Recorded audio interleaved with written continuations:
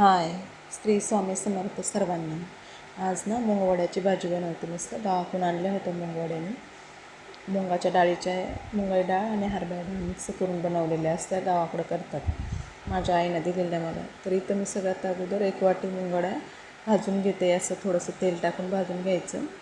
त्याच्यानंतर मी इथं भाजी बनवते, त्यासाठी 2-2.5 पळ्यात तेल टाकले. त्याच्यानंतर एक छोटा मिडियम साईजचा कांदा, तो आपल्याला असा लालसर करून घ्यायचा. कांदा टाकल्याच्या नंतर थोडंसं लसूण ठेचून टाकायचा, 5-7 पाकळ्या लसूण. खूप छान लागते मुंगवड्याची भाजी. आणि मुंगवड्यात पण ना कांदा नाही, लसूण, जिरं, कोथिंबीर, लाल तिखट टाकलेलं असतं. जेव्हा बनवतात तेव्हा खूप छान लागतं.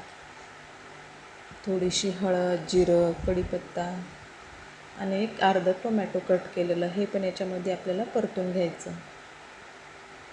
जाडसर तिखट एक अर्धा चमचा जाडसर तिखट, कारण की तिखट पण टाकलेलं असतं मुंगवड्यामध्ये, त्याच्यामुळं त्याच्या अकॉर्डिंग मी इथं अर्धा चम्मच, पोहे खायचा अर्धा चम्मच मला जाडसर तिखट टाकलं.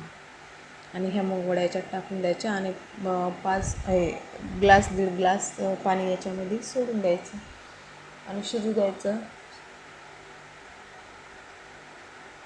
एकदम फुल गॅसवर शिजू द्यायचं 2 मिनटं आणि मग नंतर स्लो गॅसवर होऊ द्यायचं. खूप छान लागतं सुकी मुंगवड्याची भाजी. हे बघा, तयार आहे आपली मुंगवड्याची भाजी. खूप छान लागते, टेस्टी. असंही तुम्ही तळून खाऊ शकतात.